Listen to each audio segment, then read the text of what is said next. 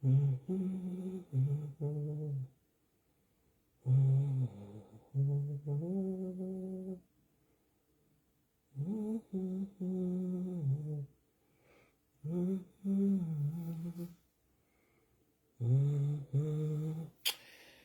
gbogbo ọ̀nà ẹ ṣé,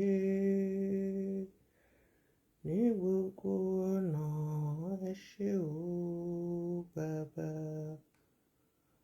ní gbogbo ọ̀nà mo dúpẹ́, ní gbogbo ọ̀nà ẹ ṣé o Bàbá, ní gbogbo ọ̀nà ẹ ṣé sà, ní gbogbo ọ̀nà ẹ ṣé o Bàbá. Tìrẹ ni Olúwa, mo fi sílẹ̀ fún ọ. Òwúrọ̀ mi, ọ̀sán mi, alẹ́ mi o. Tìrẹ ni Olúwa. Gba gbogbo ògo, ògo, gba gbogbo ògo. Gba gbogbo ògo Ọlọ́run mi tí mo gbójúlé. Gba gbogbo ògo. Good evening, Oluwaseun. God bless you. Nice having you here. Help me share. Please share, comment. As you are coming in, share. It's our program. It's not my program. Without you, there won't be this program. I appreciate your support. Thank you for lifting my ministry up with your presence, your comments, your sharing, your likes. Thank you. It's our ministry together. We all want peace in Celestial Church of Christ. We all want Celestial Church of Christ to see the brand new day. I appreciate each and every one of you. As you are coming in, please help me to share. And if you know how to regulate this, my counter, which is not working anymore at all. People are sending me stars. I can't see. I know somebody is trying to hijack this account completely. But in everything, I give thanks to Jehovah. It means that we're more relevant.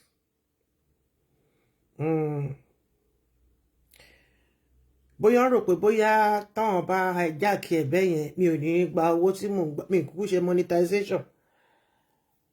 Gbogbo olùkọ́ ni wọ́n ṣí náà allow láti monetize page. Ládùúgbò bí tèmi wà, wọn TikTok wọn tí ẹ fẹ́ gbọ́. So àfọwọ́n tó jẹ́ pé special sites tó ń ṣe iṣẹ́ ń bẹ̀, àwọn yẹn ni wọ́n lè monetize page wọn. Hallelujah. Ọjọ́ ńlá Sunday, Elijah Sunday. God bless you, my love. Thank you for joining. Share as you are joining. I really appreciate you. So this is our program. If you know how to bring everything that they've taken away, they've taken my counter away, they've taken my real page. I was accused of impersonation. I don't know who I'm impersonating. I don't know. But it's all well and good. Father, Lord, we thank you. Jehovah, Jesus Christ, MICHEALI mímọ́. Ẹ máa wá ṣe wá lọ nínú ètò yìí. Ẹ wá gba gbogbo ògo. Jésù Olúwa wa. Àmín. Àmín. Àmín lórúkọ Jésù Kristi Násárẹ́tì. Hallelujah, hallelujah, hallelujah. Good evening, everyone. You remember on Sunday when we were doing this program, when we were on live doing program because of time difference,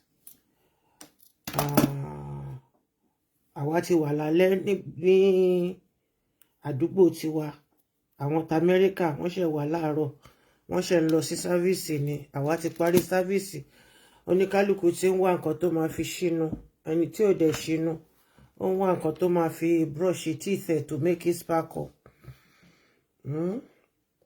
So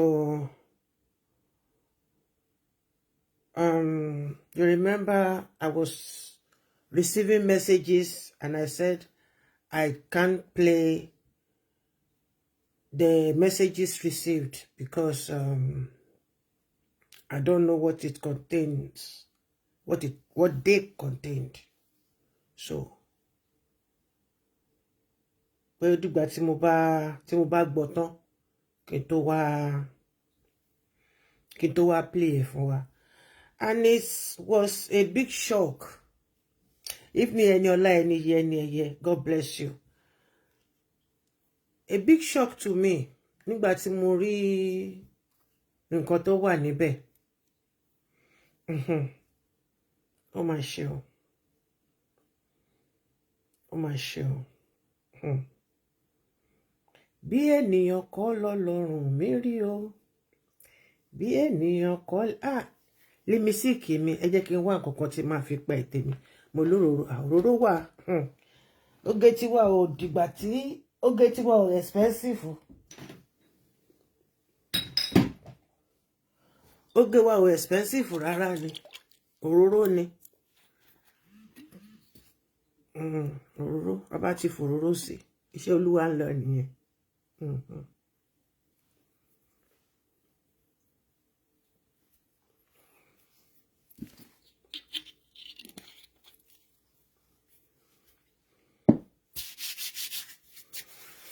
Òróró yìí mo ṣe fúnra mi ni o, cloves wà ńbẹ̀, kànáfùrù àti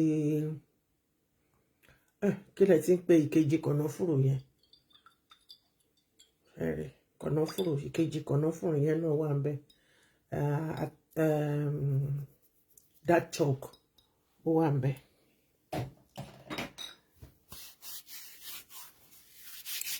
Àti tọ́jú mi ẹni bá fẹ́ mi ọ̀pọ̀ ló fẹ́. Àti tọ́jú mi ò le. Very cheap, I'm not expensive at all. Ẹ kálẹ́ màmí ẹ káàbọ̀. Hey, my media man, love you darling. Yeah, I'm going to send you pictures for tomorrow's service on time. Me like mo ṣe máa ń jí ẹ lóru yẹn tí máa ìgbà tí n bá rántí lóru ni màá máa jí ẹ, and it's not fair. Torí pé mi ò kì í sùn ni pé kí n ṣe ẹlòmíì náà di àtùpà. Ẹ kálẹ́ màmí ẹ jọ̀ọ́ o ta ló mọ bá ṣe máa set kíní counter yìí o because now it's really disturbing me. Mi ò tiẹ̀ wá rẹ́ni kankan rárá. Wọ́n fẹ́ ṣàfẹ́ gbà wọ́n rò pé bóyá mo ti pawó síbẹ̀ rẹpẹtẹ mo monetize ẹ̀ nítorí pé wọ́n ti rí pé èèyàn tó wà ń bí báyìí they are over 10,000 so wọ́n tún fẹ́ gba eléyìí náà. Wọ́n ti gbà kan 53,000 plus wọ́n tún gbà kan 20,000. Wọ́n tún wá bọ́n tó ṣe fẹ́ short eléyìí down the page ni mo sọ yẹn kì í ṣe eléyìí o 3 times wọ́n ti gbé wall tó ní ara yín lẹ̀ ń dá lóró èmi kọ́ lẹ̀ ń dá lóró. You remember nígbà tí mo sọ pé tá à ń ṣe program lọ́jọ́ Sunday tí mo ní nǹkan kan ṣẹlẹ̀ tí mo tún play nǹkan kan ní Amẹ́ríkà tí mo wá rí àwọn messages tó ń wọlé. Thank you my darling, God bless you. Nígbà tí mo wá rí àwọn messages tó wọlé mo pé mi ò lè play messages tí mo ń gbọ́ yẹn nítorí kíni nítorí mi ò mọ nǹkan tó contain. So Bluetooth mode. Bóyá tèmi ni o bóyá fún general ni o tí mo ní màá wá play. It's very very unfortunate láti rí pé mi lè sọ pé ọ̀rọ̀ tèmi sọ ni Amadi ọ̀rẹ́ mi my brother in Christ tó fún mi ní vulture ìyá àwọn ẹyẹ bàgẹ́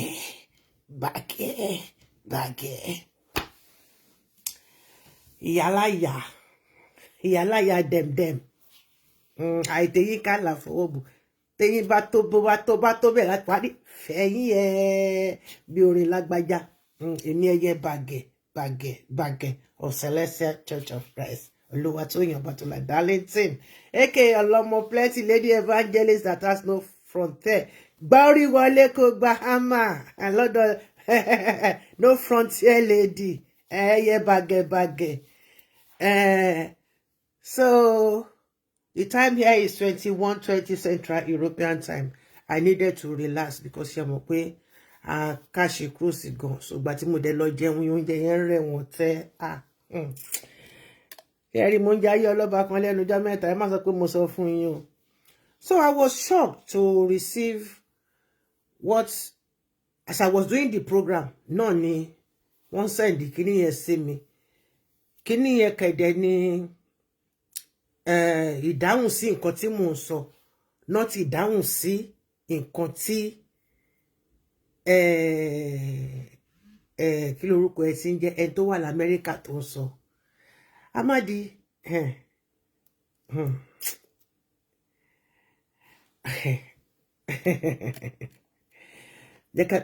jẹ́ kí n máa fi ṣẹ̀rìnrìn lọ bẹ́ẹ̀ yẹn ṣá. Ẹ jẹ́ kí n máa fi ṣẹ̀rìn lọ. Ẹni tó bá sọ pé kí la máa ṣe òun la máa ṣe hàn. Please, when you are doing your program, you've blocked me. I can't come to your page. I can't see what you are doing. But you have means of following what I'm doing.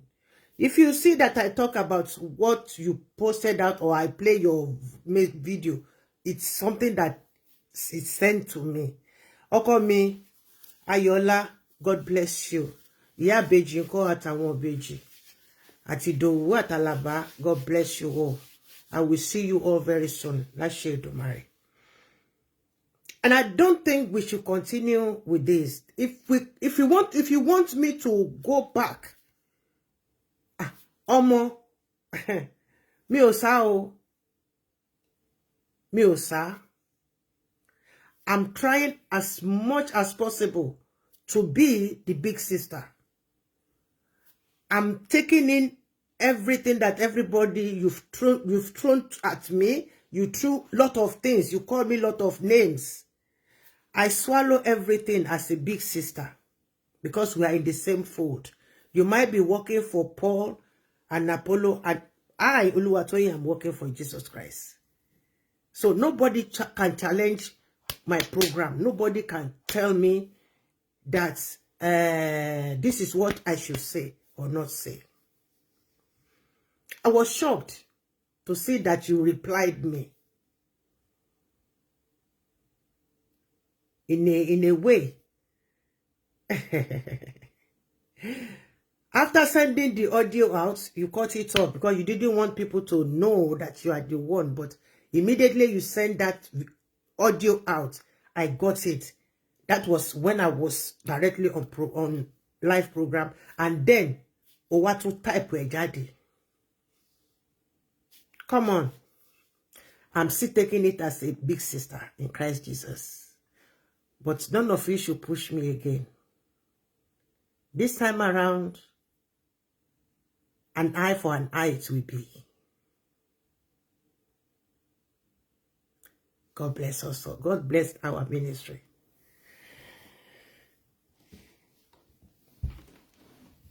You are doing your program. I'm doing my program. I'm not an hypocrite.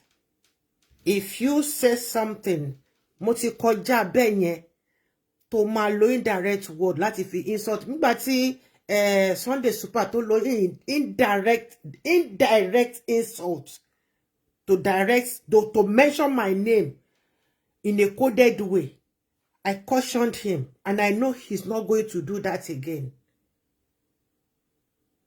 Sunday Super, I cannot call him my brother. I will call him my son.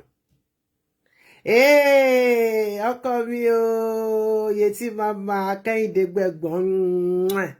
I'm so happy to see you tonight. God bless you, my love. Bisola Ajala. Well, if I see your name, I will mention your name. If I don't see you, I will not mention your name. Thank you very much for joining me. I really appreciate this is our ministry together. We are marching on in the light of the Lord. Amen. I'm embracing everyone. Not that I'm bóyá ẹ̀rù ẹnìkankan bà mí, or bóyá hypocrite ni mí or something. No. I'm just following the voice of the Lord, that I should embrace everybody. What you think you know, you don't know anything.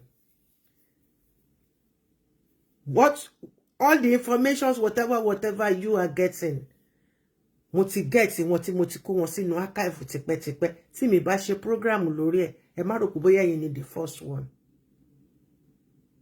I'm listening to the voice of Holy Spirit and I'm following it because I don't want to lose anything for stupid things. We are not in the same level. You have your own way of doing your things, as well as I have my way of doing my things. My presentation is different from everyone. I know ìgbà tí mo ti máa gbé awareness jáde, and when the Spirit says don't do that, do another thing or relax, I ignore. Mo ti mọ iye àwọn tó ti bá mi sọ̀rọ̀ nínú box pé ṣé mi ò wá sórí program money tí mo ní mò ń bọ̀. Mo ti ẹnìkan tí ẹ wà tí mo dá lóhùn pé as the Spirit directs, because mo ṣe jẹun tán tí mo fẹ̀yìntì, mo mọ àwọn oríṣiríṣi nǹkan nínú àánú Ọlọ́run tó ń fi hàn mí. So I was really not willing to come out of nǹkan tí mo wà yẹn, but nítorí pé mo fẹ́ try láti clean gbogbo àwọn nǹkan tó wà, gbogbo nǹkan program tó wà lọ́wọ́ mi is over 20 tó jẹ́ ti ṣẹlẹ̀. So please, when you are doing your program, I don't checkmate you. I don't antagonize you. I don't send out messages that you are lying. Don't bring that one. Don't bring that on again this year 2025. Please. The Lord said that I should embrace everybody. And I'm trying my maximum best out of tí bá ro ti Jésù ńkọ́, wọ́n tutọ́ sí lára, wọ́n purọ́ mọ́, wọ́n ṣèké mọ́, wọ́n pè lórúkọ tí ò jẹ́, wọ́n ná gbowó orí, wọ́n ló ṣe gbogbo ẹ̀. Síbẹ̀síbẹ̀ t'Olúwa ló ṣe nínú ilé ayé. Iṣẹ́ ìránṣẹ́ tèmi yàtọ̀ sí ti anybody. Bí ti náà ṣe yàtọ̀ sí tèmi náà ni ti, you know. Please, I'm begging each and every celestial spokesperson, let us tread carefully. Don't call me a liar when I'm doing my program, because I don't even know when you are doing your program. It's only after when you finish it that maybe when they send me link, I will say I don't need it because I cannot open it because you blocked me. But you are watching everything that I'm doing. Amadi, I'm directing this message to you as a sister. Please. Don't do what you practice on Sunday. Don't try that one again. Let us hear what he said when I was doing that program. You all remember. Our messages in Wally, and I don't know. I cannot play the message. The message was not even in church today. The so-called Emeka sending message. It wasn't even in church, but you see, the Emeka sending the message. How do you know that it's Emeka that sent the message to me? Yeah, I do talk to Emeka. I know Emeka one-on-one. He interviewed me in their parish. He invited me to other parishes there in Maryland. We met again in another parish. He introduced me to people in the altar. They mentioned my name. To Jehovah Almighty be the glory. Ashola kole yonla. Ariwo kọ́ ni music, my darlings. How dare you?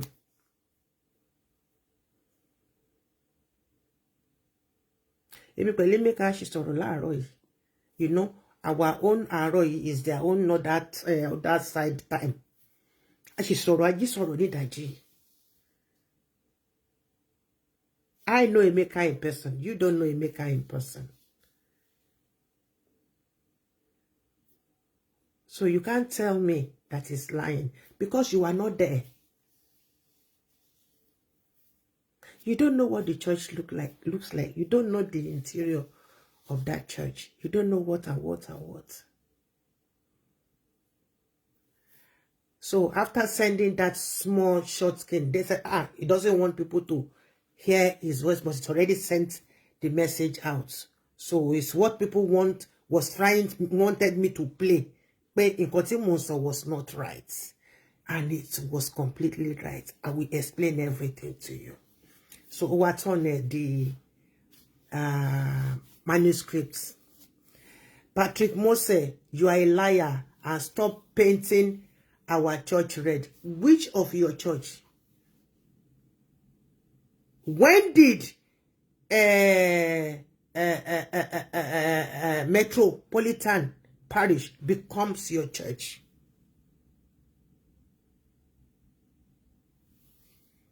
You said you were not even in the church. How do you know that he was not in the church? I know that he was in the church. And I know where he was.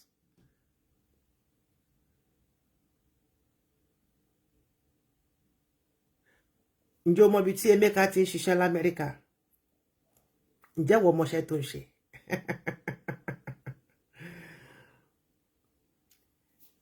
Àwọn èèyàn lèmi ń bá rìn kì í ṣe èrò.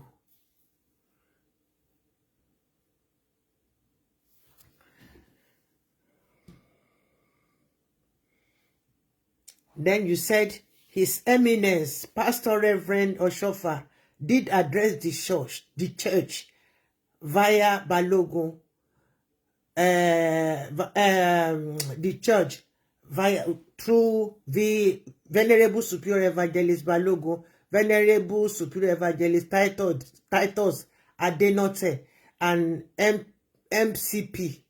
I don't need too much. Mother Celestia Pastor. Abi kini MCP. She Mother Celestia Pastor. Okay, Mother Celestia Prophetess. Hey, yeah, Bùn Onihoho at the church service. Lies. Lies. 100% nǹkan tó kọ yẹn. Pure lie. We saw the video.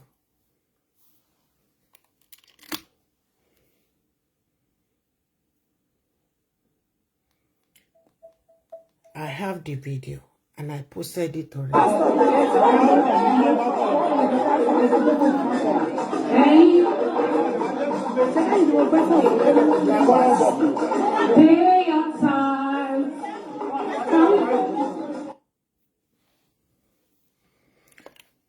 Bùn was there. Everybody ignored her, neglected her. You can see.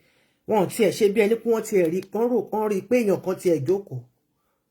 can see all of them looking the other way, minding their business, while she was begging the woli that the woli wanted to speak to people in the church. Let me tell you what happened in that church that Sunday. Because Bùn ti rò wípé òun ti ṣe gbogbo iṣẹ́ tí Tosho rán òun.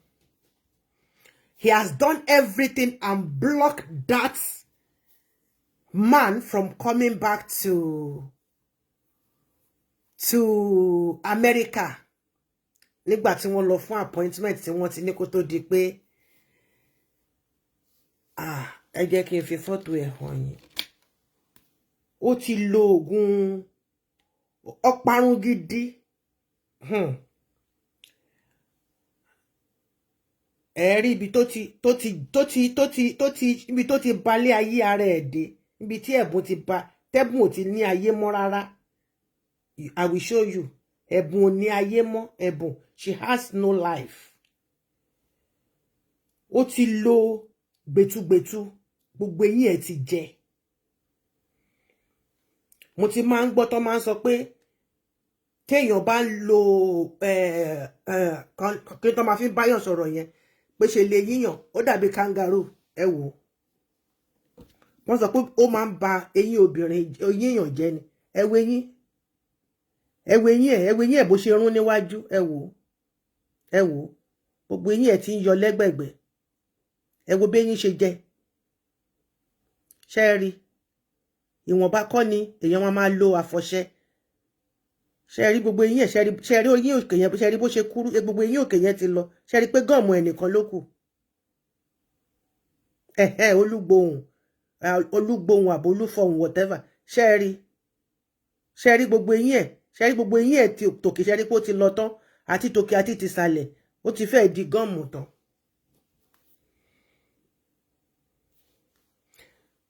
Tí ẹ̀bùn ò bá make up, tẹ́ bá pàdé ẹ̀ nínú òkùnkùn, ẹ máa méré.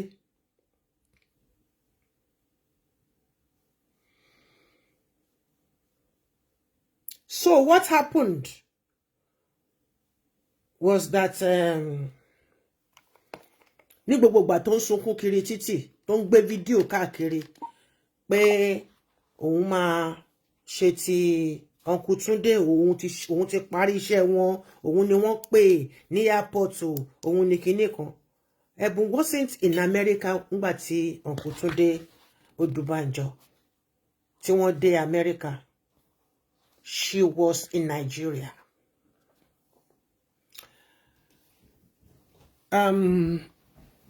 To set the record straight,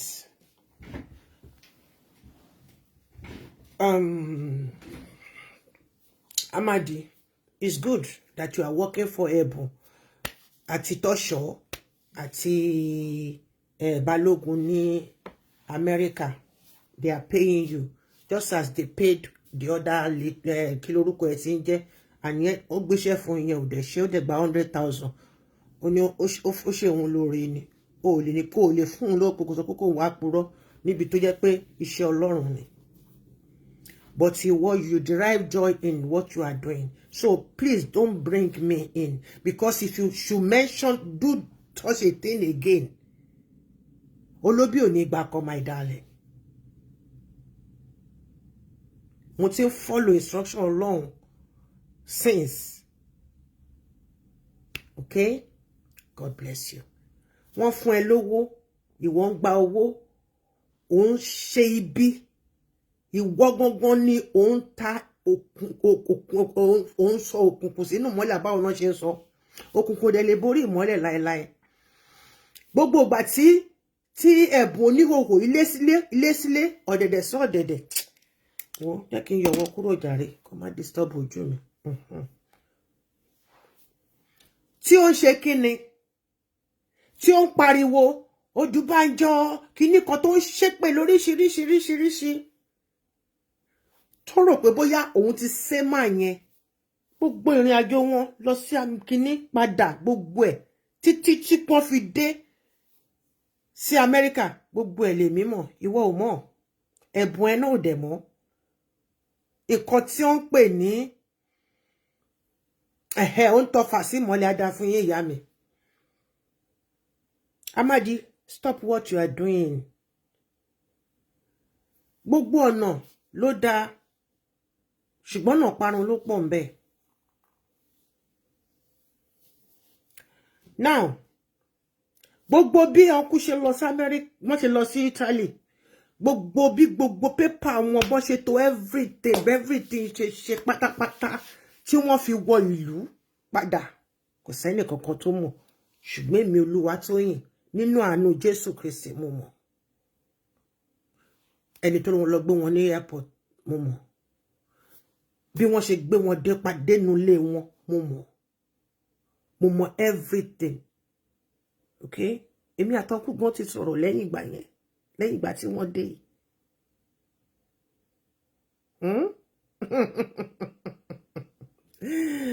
èyí tẹ́mi fi ju ẹ̀yin lọ ní ariwo kọ́ ní music my sweethearts ibi tó mọ̀ dé ló mọ̀ dé ibi tẹ́mi náà ibi tí wọ́n ti rò pé ó ti mọ̀ dé bẹ̀lẹ̀ mi ṣẹ̀ ní mímọ̀ tèmi ṣẹ̀ bẹ̀rẹ̀ iṣẹ́ ìránṣẹ́ wa yìí a máa ṣe gbàjẹ́ ògo I'm not in competition with anybody. Nǹkan tó ṣẹlẹ̀ àjọ planning gbogbo ẹni to Jehovah be the glory. I know about it. I wasn't left out. Patrick tí wọ́n sọ pé kò sí nínú hall, kò sí nínú church, he was there.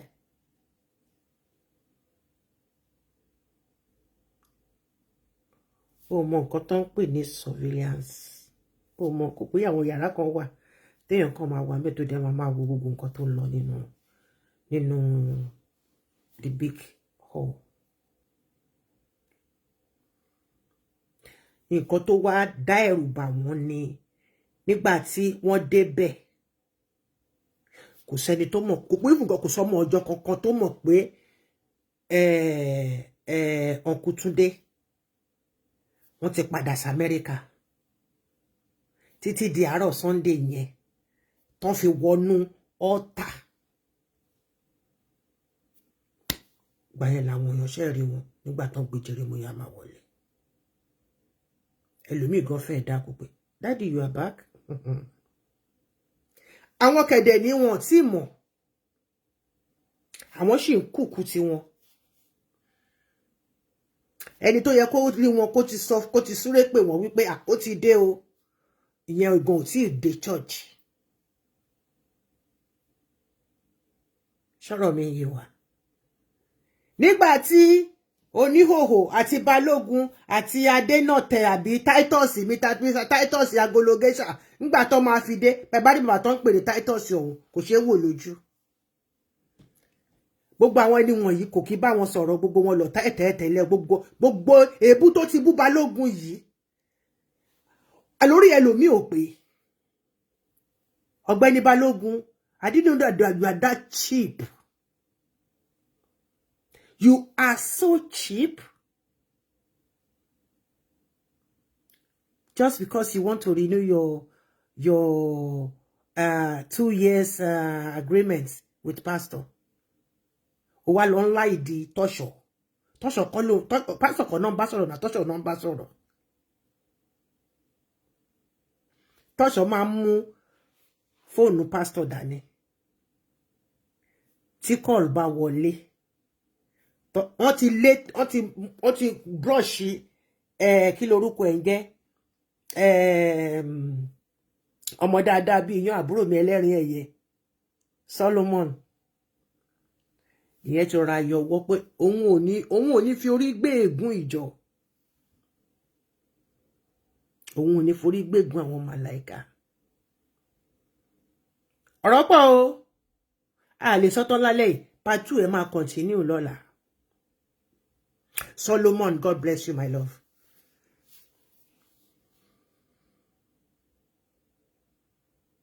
Ó ti rọra ṣe kíni? Ó ti rọra gbà pé Ọlọ́run ìwọ lọba ń tòótọ́.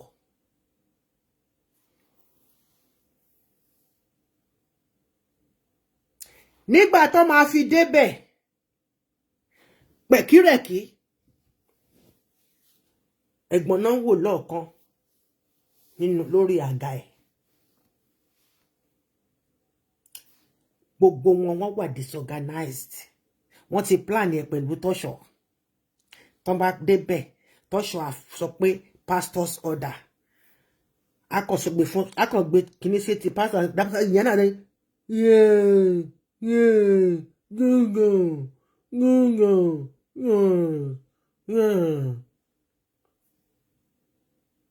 láì mọ nǹkan tí wọ́n ní kóhun sọ yẹ́ẹ̀sì sí àwọn náà kọ́ sọ pé hallelujah hallelujah bẹ́ẹ̀ ni èmi ni mo sọ pé kẹ́ ṣe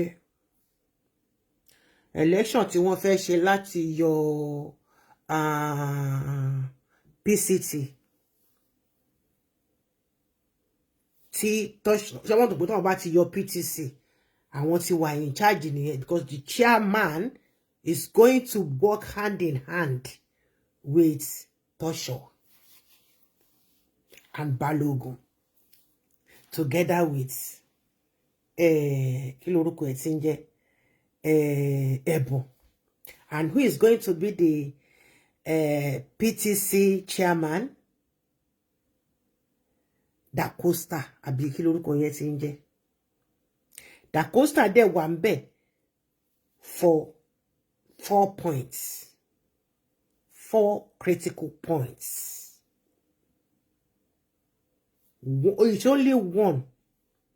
Mo lè sọ pé the parish máa gain in bẹ̀. Mẹ́ta tó kù is for himself.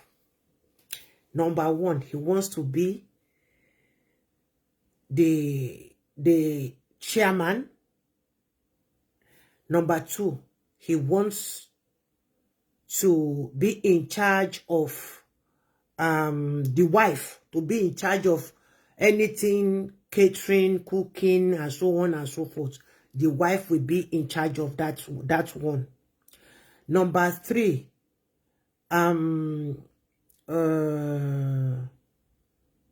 ẹ jẹ́ kí n fi ìtókù pamọ́. Ẹ jẹ́ kí n fi ìtókù pamọ́.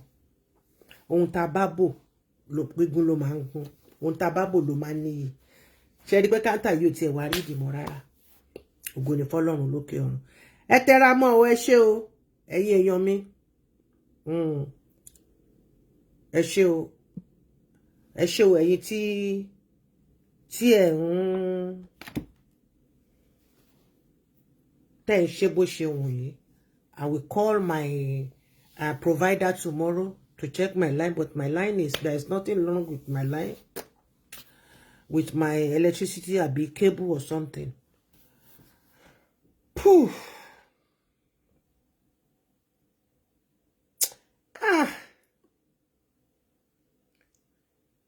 So, video yẹn came out. Video is more place that 13 seconds video of Bùn. Nígbà tó rí Uncle Túndé nínú ọ̀tá báyìí, inú gbogbo wọn kò pò papọ̀ ní wọn mọ̀ nǹkan tí wọ́n fẹ́ ṣe. Ló wá ṣe sọ pé pastor sọ pé òun fẹ́ bá wọn sọ̀rọ̀, pé wọ́n ṣe kíni, wọ́n gbọ́dọ̀ ṣe election. Let me read. On the 2nd of March 2025, Onihoho caused a disruption at CCC Metro Parish, USA, by insisting that the pastor wanted to address the congregation during the service. This behavior mirrored a previous incident involving Bùn and MSC Ọlárìndé. Èmi kọ́ ni mo ṣe send ẹ̀ látọ̀hún nìyẹn. Kó tó sọ pé mo tún dárúkọ wọn lórí kíní o. Mr. Moses Senior Evangelist Ọlárìndé, when she always forced herself on the parish. Gbogbo àwọn tó ti kọ́kọ́ lọ, wọ́n jẹ́ kó get away with everything. Òun lòun àti Tosho náà ṣe jọ ń ṣòṣì bí ẹran aṣẹ́wó. Tọ́nà àwọn Ìjọlá Ọ̀ṣọ́fà, olóṣì olóbò tàwọn ìjì. Oops. Oníví tàwọn ìjì. However, it was later discovered that Tosho Oshoffa was the one using pastor's phone to give instructions. Tosho. Ayé ẹ kàn bàjẹ́ sí ní every second. Ayé ẹ ó kàn polúkú muṣu ní every second. My darling. Ọlá Tosho Matthew. Ọmọ ojú ọ̀rọ̀ lárí tó pọ̀ ọmọ ẹ̀ lọ́lá níyọnu. Ayé ẹ ti làbàskẹ́ṣì, my sweetheart. Ayé ẹ ti ní stroke.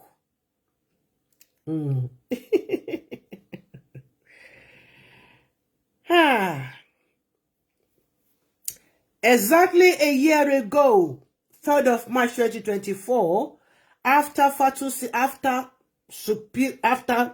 Alàgbà Fatusi, because mi moruko gbogbo yẹn o, disputed a service at the national headquarters in London, claiming that he wants to deliver the message of the pastor. That I know about. Similarly, Ebo is disputing service of national headquarters in USA, claiming that the pastor wants to speak to the parishioners. Moshe send the simini Moshe Kanye has received the new breaking news. No election today at CCC Metro USA. Metro Parish USA. Parishioners reject Bùn and Balogun's invasion. Parishioners unanimously agree to hold election in 2 weeks' time without Bùn and Balogun's involvement. Títí tí ẹ̀gbọ́n fi wọ̀lú padà. Títí tí ẹ̀gbọ́n fi jókòó tó fi wọnú ibẹ̀ yẹn. Gbogbo bí wọ́n ṣe to pépà wọn pátápátá ní Nàìjíríà, kò sí ìtí Tosho mọ́, kò sí ìtí pásítọ̀ mọ́. Wọ́n wá sọ pé wọ́n gbọ́dọ̀ ní working permit. Hello, èèyàn mélòó ló ní working permit lára gbogbo àwọn olùṣọ́ yín tó wà ní Amẹ́ríkà tẹ́ ń gbowó lọ́wọ́ wọn? Torí tá bá bẹ̀rẹ̀ sí ní fa gbùrùgbùrù máa fa gbóǹsìn, a máa lọ náwó sí parish ní kọ̀ọ̀kan, and I'm capable of doing it. Ẹ fẹ́ fi tí kó bá gbogbo wọn l'Amẹ́ríkà ń bẹ yẹn ni. Mr. Pastor, ẹ pé àkọ́bí yín o, kó má kórí burúkú tí ẹ bá gbogbo àwọn tí wọ́n ti jìyà ìyà òtútù l'Amẹ́ríkà. Ṣé wá rí owó Metro Parish yẹn, kò lè omi tóró ẹ̀ báyìí kò lè kàn yín lẹ́nu. Tómi tí $1 bá kàn yín lọ́wọ́, kí n dọlọ́rọ̀ kí n dọlọ́lá orúkọ Jésù Kristi. Penny sisi máa make sure pé ẹ rí nǹkan kan gbà tóró lè níyàn lọ́ṣà. Orogún ológun dẹ̀bi ti àyà. Okódùn ro. Àgbẹ̀dẹ yín pọ̀kọ́ta. Okódùn ro. Alágbẹ̀dẹ yín lẹ́ pọ́n ọkọ́ ní ẹ̀ ń tà fáwọn tó máa lọ fi ṣiṣẹ́. Ẹ̀yin ò ṣe máa lọ foko ọkọ́ tẹ́ ń ṣe yẹn, hose yẹn, ẹ̀yin ò ṣe máa lọ fi wálẹ̀ fúnra ara tó yẹ pé ṣe lẹ́ ń pọ́n ọkọ́ yẹn tí ẹ̀ ń tà. Ìtumọ̀ nìyẹn, okódùn ro làgbẹ̀dẹ pọ̀kọ́ta.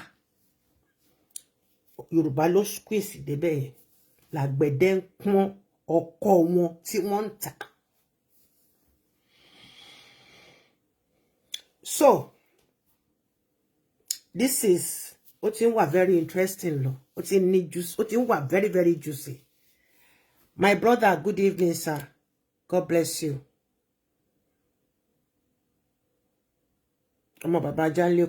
Breaking news, breaking news, breaking news.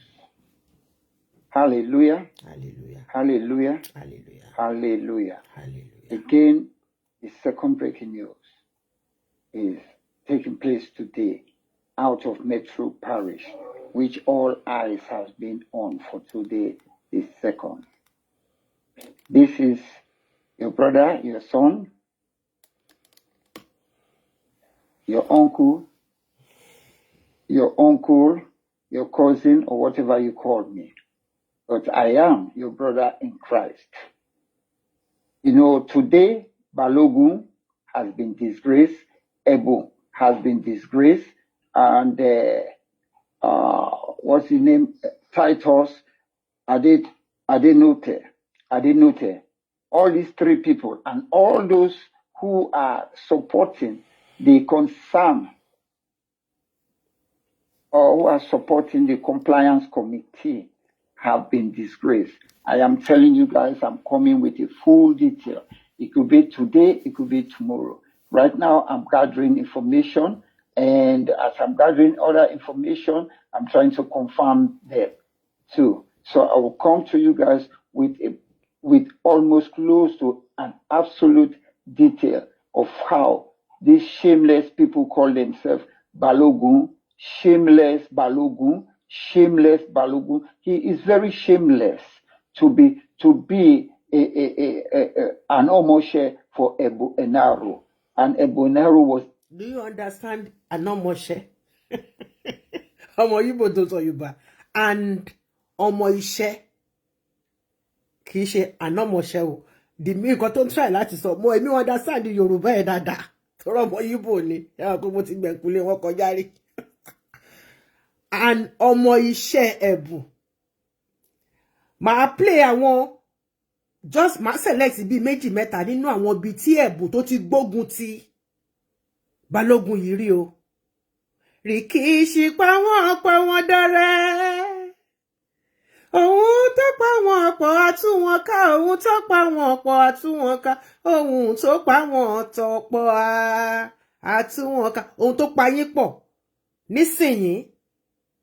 Nígbà tó bá bẹ́ sí tí Kàsàyẹ́ bá bọ́ọ̀sì, tí Kàsàyẹ́ bá bọ́ọ̀sì, ẹ máa nọra yín pa ni. Bẹ́ẹ̀ ni. Was disgraced. The women told her that they don't want her in Metro Parish. And Titus was disgraced. It's a shame, but I'm coming up with this to every one of you. Those who are supporting the concern, what do they call them, compliance committee, it's a shame. It's a shame. It's a shame. They even try, well, I don't want to go much again. I'll bring more to you guys. Thank you. This is your brother, Victory, the evangelist at large, who stands for Celestial Church of Christ Worldwide, who stands for Metro Parish. I told you a long time ago that change in Celestial Church of Christ will start from Metro Parish and now goes around the world. I'm coming with the breaking news when everything is confirmed, being investigated and confirmed. Thank you, everyone. But again, like I said, Ẹ̀bùn has been disgraced. Balógun has been disgraced. And Titus has been disgraced. Titus, ADEDOTE. I did not call them by their rank because they are a disgrace. They are shameless. They are faceless. They go after money and they profess that they are worshiping God. Not that they're worshiping Babalao and money. Obey Juju. They carry Obey Juju, put for mouth to come to Metro.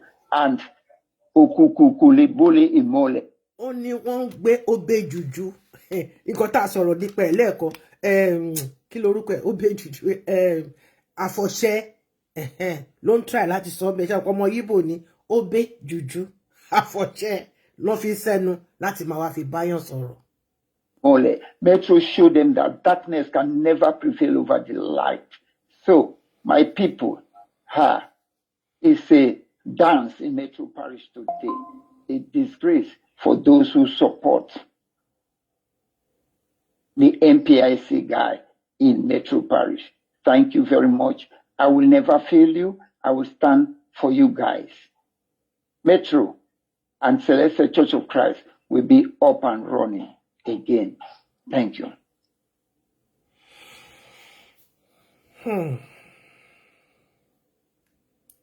Anytime you could see he was there because he single-handedly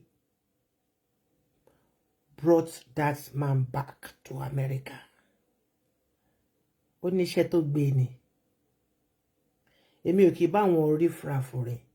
Mi ò kì bá wọn olófo rẹ̀, àwọn olóòrùn aláṣọ pípọ́n. Àwọn tó máa tọrọ $10, $5. Àtó yẹ kó tó bá ti send $20 sí ẹ tó bá ti ṣẹ́ sí náírà ó ti dowó rẹpẹtẹ níwájú ẹ. It's a pity. Now, the problem, Genesis, the problem tó ṣẹlẹ̀ pẹ̀lú pastor láti bẹ̀rẹ̀. Ó bẹ̀rẹ̀ pẹ̀lú Da Costa. because he was part of the people that caused problem between pastor and the registered BOT back in Nigeria before moving down to USA. Why? How? Because he was the legal secretary to EMF. Ó yà ẹ́ lẹ́nu pé mo mọ̀. Ó yà ẹ́ lẹ́nu pé mo mọ̀. Wàá mọ̀ pé mo mọ̀ jù bẹ́ẹ̀ lọ. Wàá mọ̀ pé mo mọ̀ jù bẹ́ẹ̀ lọ. Àní gbogbo yín sẹ̀, àṣà ní tí ẹ̀ tó mi fi fẹsẹ̀ mú. Now, let's hear another audio from níbi tóun náà tó ti try láti ṣe kíni láti reply Amadi. Hallelujah. Ó máa kọrin o. Hallelujah. Ó máa kọrin o. Hallelujah. Hallelujah. Ó ṣé o Jésù, báwo ni mo. Ó ṣé. Ó ṣé o Jésù, a ò máa yan ló ń kọ yẹn. That is my Patrick for you. That is my Patrick for you. Just accept him. Eniola Olamileko, God bless you. Long time, my love. How is it? Thank you, my Father, Lord Jesus Christ, for what you lead in us to gather our strength by you giving us the vision to see our weaknesses. We're able to gather it, to fight against the external aggressors, the external invaders, the external intruders to Metro Parish that are coming to Metro Parish. Father, we thank you for all of this. My brother, hallelujah, my brothers and sisters of Celestial Church of Christ worldwide.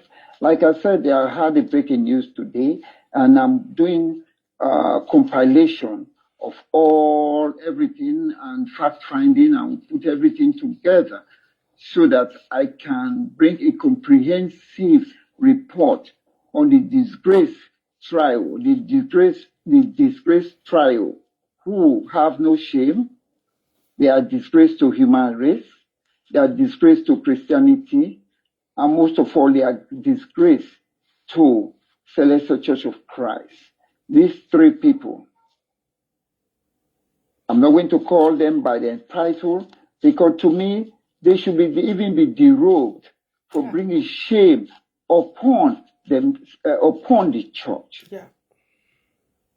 These uninvited guests who are trying to prey on the absence, upon the absence of the chairman of the shepherd, short visit back to Italy.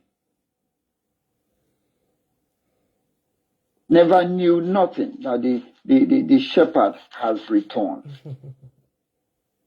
And finding the shepherd sitting on a shepherd's chair in the inner altar or in your altar.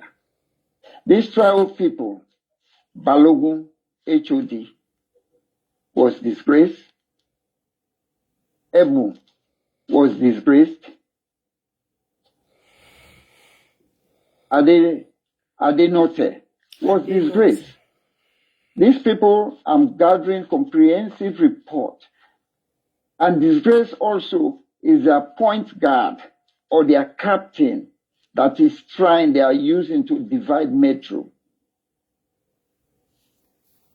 Who is the leader of the Ebenezer, the defunct Ebenezer group that they try to use nomenclature on us, change the name to concern Metro parishioners.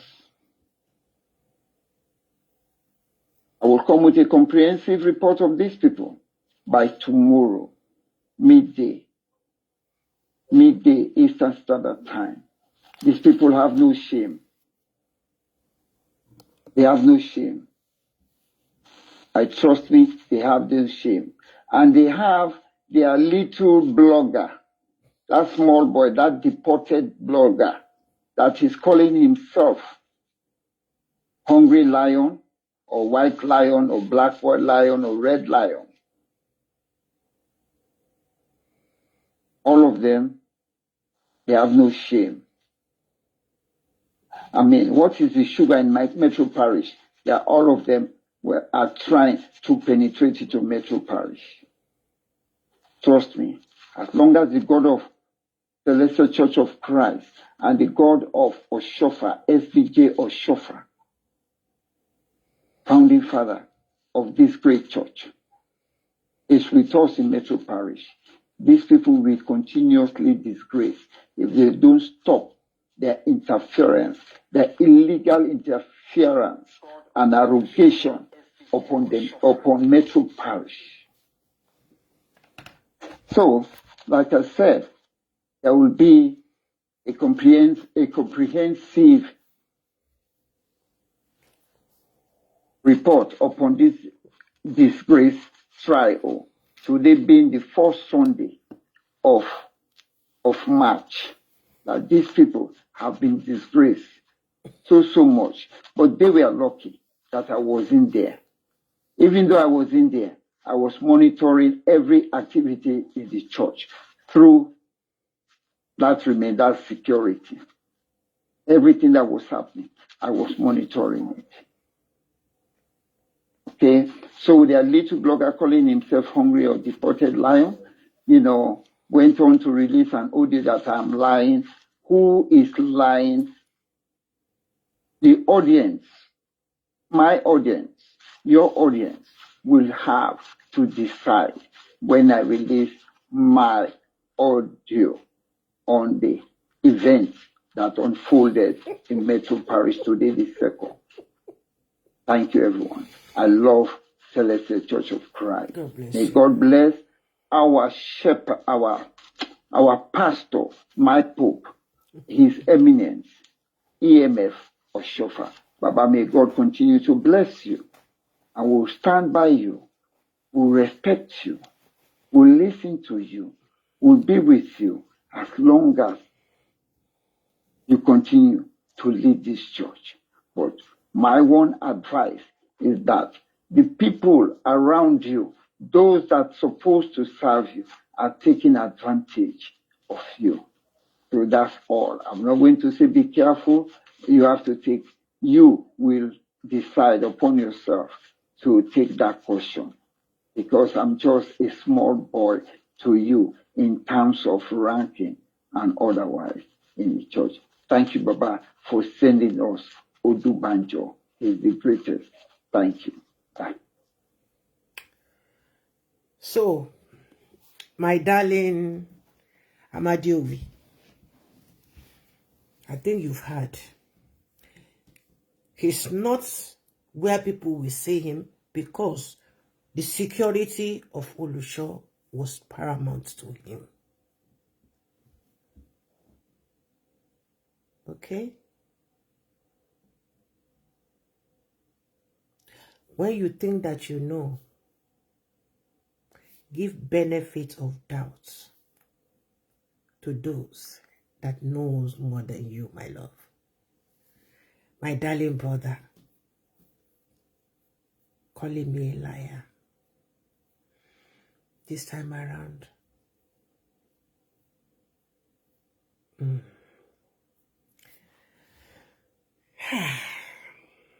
Ẹ jẹ́ ká tún gbọ́ some juicy information. I should need time. You see, I'm not. This thing is not reading anything here, but from this device, I can see the counter. At least here ti ń ka díẹ̀. Eléyìí náà ń ka díẹ̀. Hallelujah, hallelujah, hallelujah. Good morning, fellow Celestians. This is MC. I'm sorry. Hold on. MC Nahoro, and I stand to be corrected at any time. But 100%, this is fake. This is not from the pastor. The pastor has never given a... Now, I promise to play 1 or 2 audios of Ebu. 2 years ago. Was it 2 years ago? Yodun wo la wai. Nígbà tó ń gbé fún Balógun gbasgbos. Tó jẹ́ pé òun àti kíná tí ń pè Mr. Kúkúrú Sàmbé, Mr. Olójú Ọ̀pọ̀lọ́, Adéníyì ló ń kọ gbogbo lẹ́tà tí wọ́n fún lówó. Please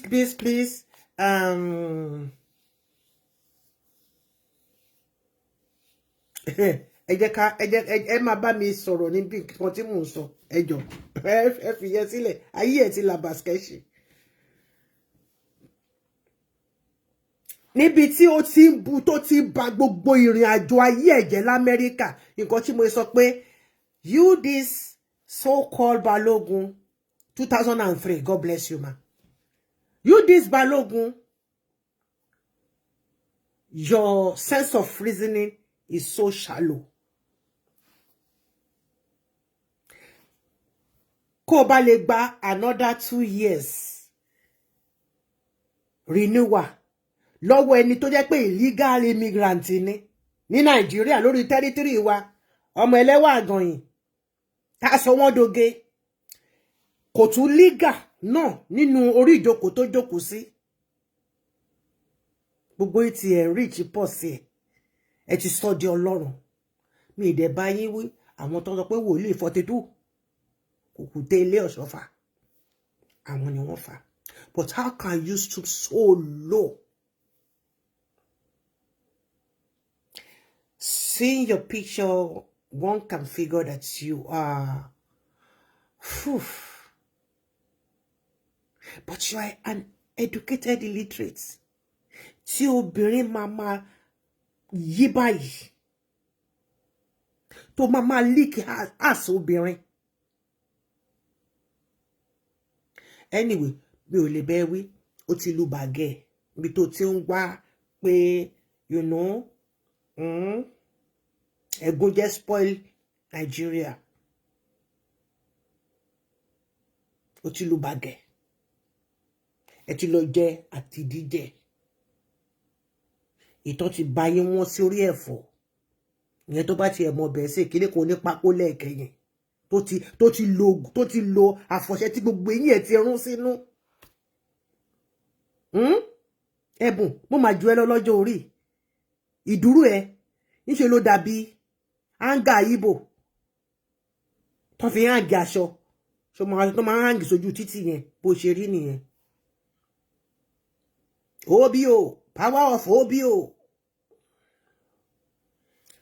Òun ni ẹ̀bùn kó fún bí báyìí o. Ẹ jẹ́ ká dá padà sẹ́yìn kí n reduce ariwo ìṣòro òun máa ń gbẹnu sínú kíní tó bá sọ̀rọ̀ ni. Hallelujah, hallelujah, hallelujah. Good morning, fellow Celestians. This is MC Nahoro, and I stand to be corrected at any time. But 100% this is fake. This is not from the pastor. The pastor has never given Alagba Balogun Olaiton any letter to go and have a seat in Metro. Enough of this. For once in Celestial, we're going to bring down all these BS. I'm sorry to use that word, BS. But for once in Celestial, we're going to bring down all crooked letters. All crooked letters. I beg everyone to join force. Let us bring this down. We're starting from somewhere. We are going to start from somewhere. Enough of this. The pastor categorically has never given Olaiton Balogun any letter to go and sit in Metro. No. And it was reiterated yesterday. This is a big issue and we'll have to sort it out.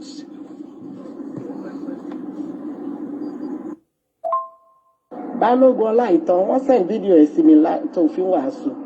Òun ránṣẹ́ sí mi. Only you are asking me what we did with the money. It's none of my business. Wàláì, wàá mọ̀ bóyá business mi or not. Lórí parish oní parish. Balogun, wàá mọ̀ bóyá. Lórí parish oní parish o. Texas ló wà o. California nìkan tó ṣẹlẹ̀ yìí ti ṣẹlẹ̀ o. Ó dẹ̀ ń kú òórà sórí ọ̀rọ̀ ọlọ́rọ̀. Ó fẹ́ joyè obì tó kú sórí ẹjọ́ ẹlẹ́jọ́. Èṣìṣì tó kú sórí ọtí. Nítorí owó olówó, owó táwọn ẹni ẹlẹ́ni dá, owó inú òtútù. Ṣebí wọn náà mọ bó ṣe rí. Ṣebí mọ́tò ló ṣebí kàbí lòun wà kiri. Kóró pé sọ́lẹ̀ ni. ló ní iṣẹ́ tó ń ṣe nìyẹn. Ẹni tó dẹ̀ ń bá ẹ ra tíkẹ́ẹ̀tì ẹ máa la orúkọ ẹ̀ mọ́lẹ̀ hóhà kí gbogbo ayé lè mọ̀. Ó tiẹ̀ ọkàn ẹ kàn jọ fòbò ṣe ra yín Tóyìn. Ẹ kàn jọ fi pọ̀nmọ́ àti pọ́nrán ẹ kàn jọ fi gbára wọn ni. Tó bá dẹ̀ ti ní ìdí ẹ̀ ó dẹ̀ ti wà ó ti register customer dáadáa jọ lẹ́yìn méjèèjì. Ìyẹn ò mọ̀ pé ọrẹ láéláé lòun ṣe fún ẹ. Bóyá ló ṣe àbájẹ́ kó máa tiẹ̀ máa ṣe kinní ọ̀hún mọ́ pàápàá torí ọrẹ láéláé tó ti ṣe fún tíkẹ́ẹ̀tì tó ń lò lọ sí Nàìjíríà almost free ni táwọn èèyàn rò pé bóyá olówó ni ẹ ní Nàìjíríà láì mọ̀ pé oníkòkò lásán ni ẹ olè ni ẹ ọ̀gbàgbà ni ẹ olóṣó ló ń ṣe. Wọ́n wọn létí o pé kán bẹ gbé kinní yẹn kaná o kinní tán ní kó ṣe nítorí mi yẹn ó yáyá máa make sure pé èèyàn kan wà díẹ̀ permanently tó ń da ògógóró sí lórí.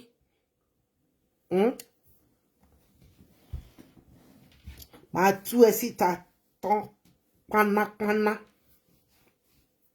Ṣọ́rọ̀ mi yé ẹ bọ́n ṣe gbọ́n nílé ọkọ náà ṣe gbọ́n nílé àlè irú ìwọ kọ́ ló máa dẹ́rù bà mí.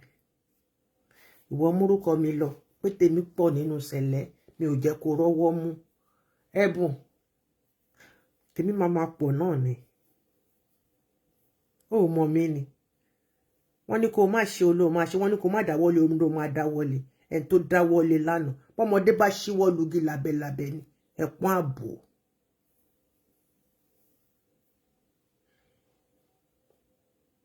Ẹni yẹn ló tún bú yìí o tọ́jọ́ tún wá papọ̀ sìn láti lọ gba parish òde parish pẹ̀lú Tosho. Oh, your business meaning or not. Oh, so it's your business kó wá jẹ ibi tó gbé sí. It's your business kó wá máa ná.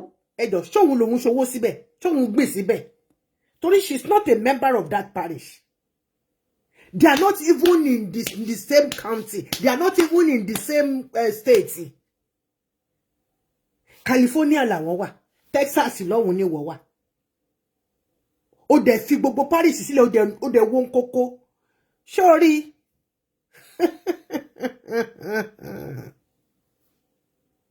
Oh, washaba bushinu. It's none of my business. Anyway, I dey bita no like me. Wa mọ̀ bóyá business mi or not. Ẹlẹ́nu shaba. Ó dẹ̀ ń pera ẹ lólórí. Bó lórí ṣe ń sọ̀rọ̀ nìyẹn. Tó tún ṣépè fún èèyàn bí tó ti ń wàásù. Wa mọ̀ bóyá it's my business or not. You need to give account of what you did with our money. Money ẹ̀yin mélòó. And you have the guts láti máa run message sí mi pé I'm asking what we do with the money. It's none of my business. Oh really? Oh, you will know bóyá it's my business or not. Ó lọ bèrè lọ́wọ́ àwọn tó ti gbé lọ bá ìjọba tó ti kó owó church jẹ owó ìjọ mímọ́ ní Amẹ́ríkà yìí. Lọ bèrè lọ́wọ́ wọn. It's none of my business. Oh really? Màá yà ẹ́ lẹ́nu Balógun. Mo ti suffer from day one. You will be the first HOD that will be brought to record in this country. Continue. Ó mà ṣe o. Ẹyọ ọkùnrin ẹ dúró náà. Well, some of you people. Ṣé ẹ níyàwó ṣá? Ṣé ẹ ní ẹ̀gbọ́n àbí àbúrò tó ń reason pẹ̀lú yín? Ṣé ẹ ní àwọn ọmọ tẹ́tí ẹ̀ ń bá sọ̀rọ̀ rárá? Ṣé ẹ ní àwọn ọ̀rẹ́ tòótọ́ tó ń jí yín níyè wípé òṣì orí burúkú lẹ̀ ṣe? Obìnrin kan á hold at ransom kó má bàa tún mú ẹbú òkú wá pàdé àpò pọ̀ mọ́ láti lọ kúkú lọ gba ohun tí kò kìí ṣe tiyín òun náà lẹ́jọ́ ṣẹ̀sìn gbajúmọ̀ yìí. You see your life for Agege market at 3 o'clock in the afternoon.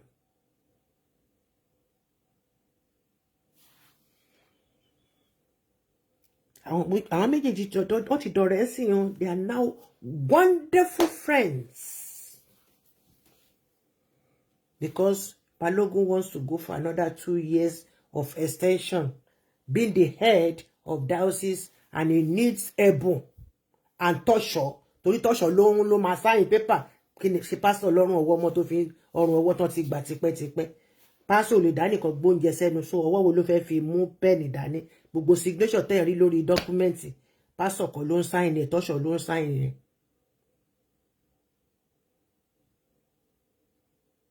Gbogbo ẹnu ni mo fi sọ. Ọmọ játijàti yẹn ló ń sign ẹ̀.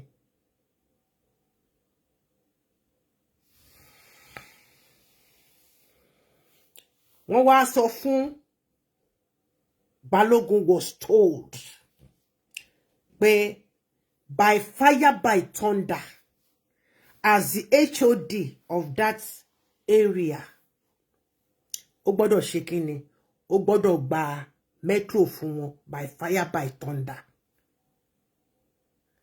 Ìtìjú alákọ̀ọ́kọ́ ló kọ́kọ́ gbé jáde yẹn. You this senseless foolish idiots. Balogun. Ó yẹ kí ìyàwó ẹ̀ kó máa fọwọ́ bojú kiri títì ni. Tó bá dẹ̀ níyàwó yẹ káwọn ọmọ ẹ̀ kó yọ pankẹ́rẹ́ tí ẹ̀ kọ́ ní dádì orí yín ti bàjẹ́ sá.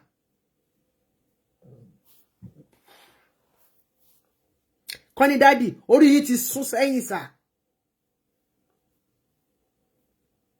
Ẹ̀yin ọmọ Balógun.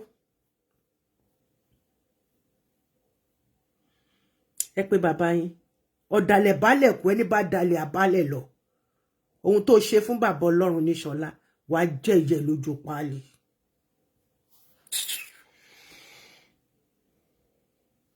Ó nídi Tosho. Ẹ̀bùn ni Tosho ń lò. So ó nídi àwọn méjèèjì. Àwọn náà dẹ̀ nídi láti gba metro torí pé owó tó wà ń bẹ̀. Kì í ṣe torí pé kán lọ síbẹ̀ láti lọ ṣiṣẹ́ ìtúsílẹ̀ iṣẹ́ ìjáde iṣẹ́ pé kọ́mọ kí bùkún máa lọ kí ẹ̀wọ̀n bá kó everybody sínú ilé káwọn ṣáà ti gba gbogbo owó tó wà ń bẹ̀.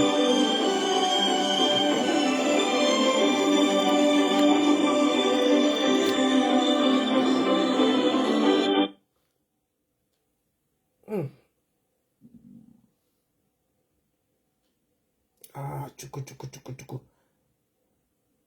Ẹ má dá mi lóhùn, mo wà lórí live ni o, mo wà lórí live ni o.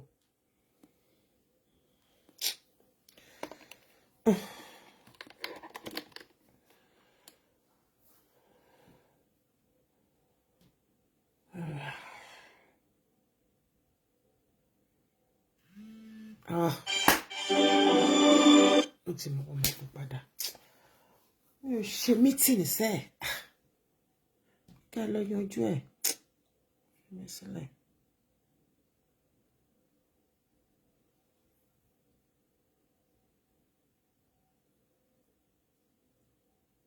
Now,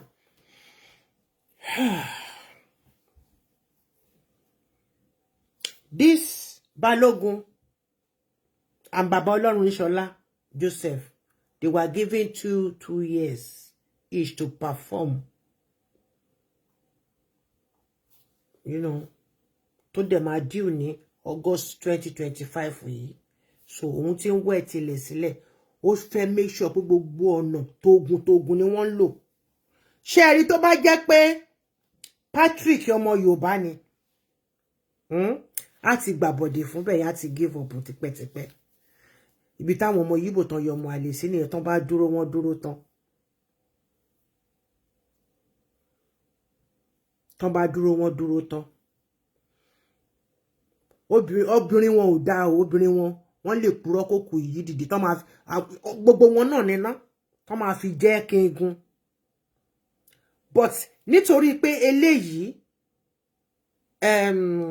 láti kékeré ló ti wà ní ọ̀dọ̀ àwọn padre, ibẹ̀ náà ti tọ́ dàgbà. So gbogbo ìwà mo fẹ́ kí n dàbí Jésù yẹn ló wà lọ́kàn ẹ̀. Owó iyebíye ló mà náà láti gbé ẹ̀gbọ́n padà wá síbẹ̀ yẹn, gbogbo security yẹn tó gbà fún wọn.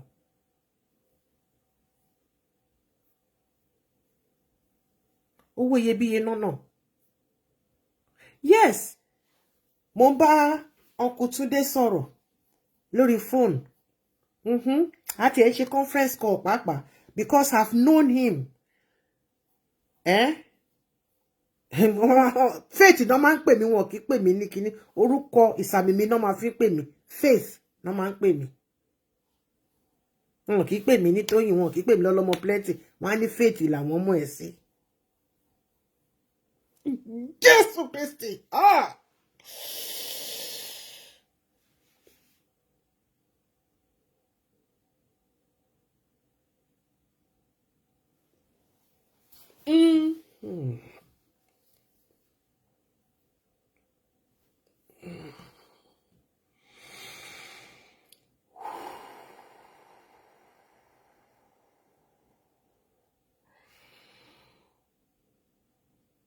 You see,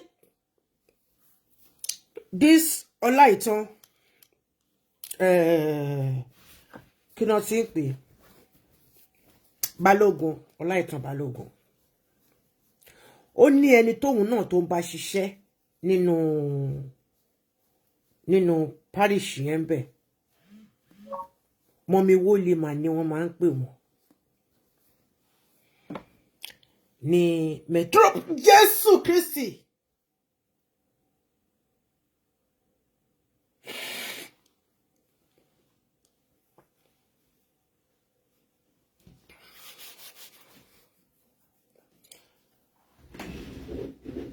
Ẹ jẹ́ fún mi ní ìṣẹ́jú kan, ẹ jẹ́ ń gbọ́ mi.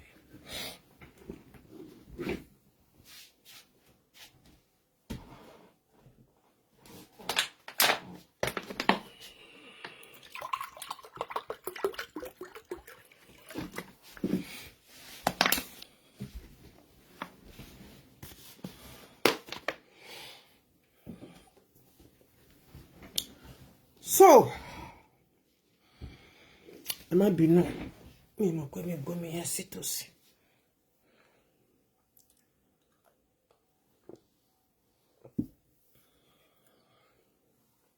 Balógun ní sugar mommy kan tó ń ṣiṣẹ́ fún níbẹ̀ yẹn, ní Metro ńbẹ̀ yẹn.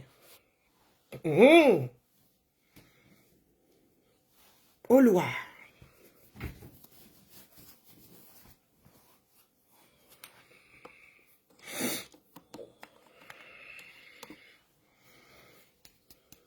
Òkùnkùn kò lè borí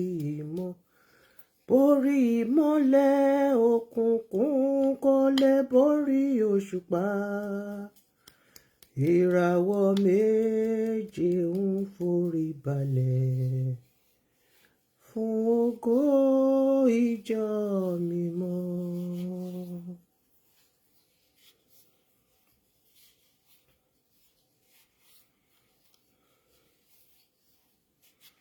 Ẹ̀mí máa ń tẹríba fún ẹ̀mí ni, gbogbo ẹ̀mí tá kò rí nínú ẹ̀jẹ̀ Jésù Kristi, ẹ máa lọ sínú ìdè.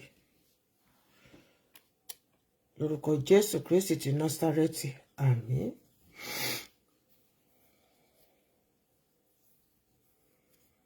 So, ó ní sugar mommy kan ní Metro Parish ńbẹ̀ yẹn, Mọ́mí Wólímà ni wọ́n máa ń pè wọ́n.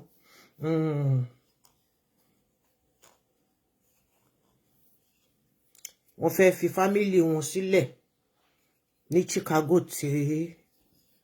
tó ń gbé. Wọ́n fẹ́ wá mú nọ́mbà ní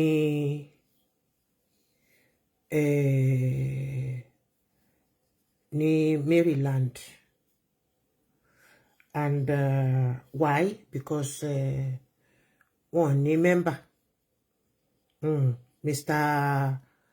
Mr. HOD Israel, HOD Mr. Ọ̀gbẹ́ni Ogboli, n bá pè yàn lógboli, èdè mi mo fi pè bẹ́ẹ̀ o, Mr. là ń pè ní Ogboli àbí ọ̀gbẹ́ni ní Yorùbá, Ogboli lámì pè Láwórì. Balógun, àwọn tí wọ́n máa ń ṣe ìkórè nínú canopy ni wọ́n ní church, wọ́n ní member. Wọ́n ṣá ní ìgbàgbọ́ wípé gbogbo àwọn empty chair tó bá wà ńbẹ̀, àwọn màlẹ́kà ń bá wọn ṣiṣẹ́. Hallelujah.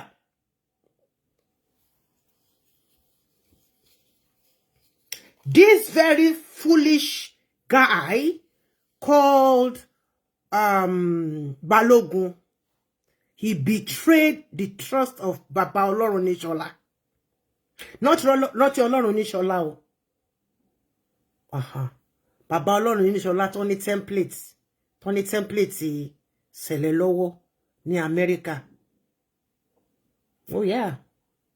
Baba Olorunishola, àwọn ni wọ́n dá ṣẹlẹ̀ sílẹ̀ tí wọ́n register tí ṣẹlẹ̀ fi lè ráyè ní wing tí kílẹ̀ tí ń pè wọ́n ọkú mi Bọ́láńlé Ṣónẹ́kàn táwọn náà fi lè sọ pé àwọn náà fẹ́ di pastor. Iwájú lè rò màmá bírò. He was that man's boy, errand boy, and that man trusted him with everything. Ọmọ ọjọ́ ṣẹlẹ̀ téèyàn bá ń bá yín rìn tí ò bá máa bojú wẹ̀yìn Ọlọ́run má yẹ kí kólúwẹ̀ kó sínú kòtò ayé.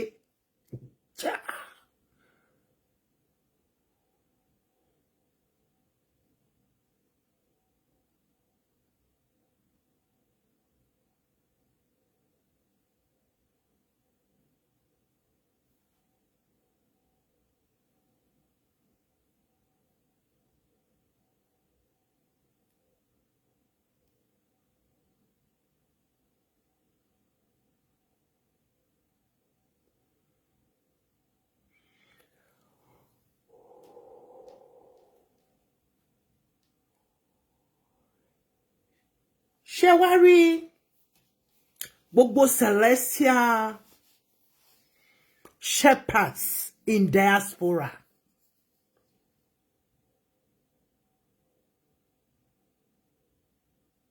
Kò sí nǹkan tó ń jẹ́ work permit o, wọn ò ní work permit o. Tó o bá ní work permit, o ò ní work permit as a shepherd. Because Celestial Church of Christ is not really recognized, but they respect our tenant. They allow us to be doing what we believe the Lord wants us to do. Catholic, one for Catholic, ní kíni, ní entitlement wọn. Baptist,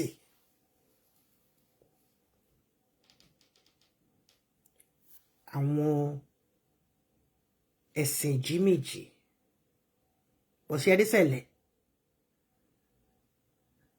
Àwọn ẹni bí ẹni, àwọn èèyàn bí èèyàn tí wọ́n ń dìde nísìnyí, tí wọ́n ń jẹ́ pé kí àwọn ìjọba ìlú bí tí wọ́n wà, kí wọ́n embrace ìṣẹ̀lẹ̀ ẹ̀yìn olórí burúkú kan lè ṣe àwọn abẹ́ ṣe fẹ́ polúkú mọ́ṣù ẹ̀.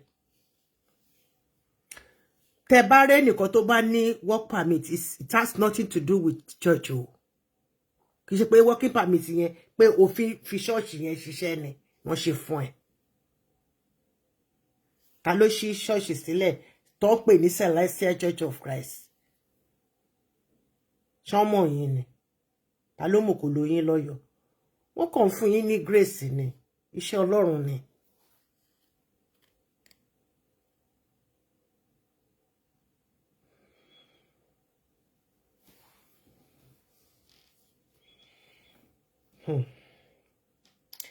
Ó dáa. Pastor, ẹ̀yin tẹ́ sọ pé tán gbé ìbọn sí yín ní pàkó tán ní kẹ́ máa sọ ìsọkúsọ tẹ́ sọ. Tẹ́ ní wọ́n máa arrest Uncle Túndé pé kán máa padà bọ̀. Kẹ́ wá bá wọn tó dọ́kúmẹ́ǹtì wọn ní Nàìjíríà, kẹ́ lè bá wọn tó kán fi lè gba working permit. Ẹ mà ti ẹ̀rù àwa ti diaspora, ẹ mà ti ẹ̀rù wa, ẹ mà ti rẹ̀ ẹ̀rù pọ̀pọ̀ lọ wá mà ti ẹ̀jọ̀n. Anointment tẹ́yìn wá ṣe láńtẹ̀ sí káàkiri.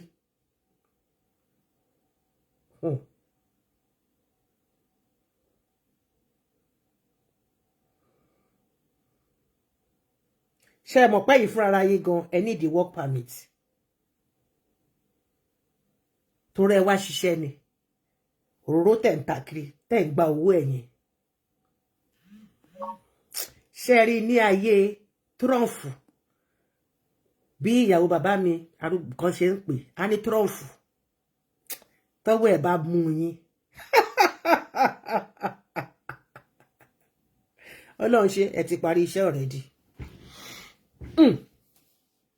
tọ́wọ́ wọn bá bà yìí this time around torí gbogbo èèyàn lára ń kan gbogbo èèyàn ti jíjọ mímọ́ jíjọ mímọ́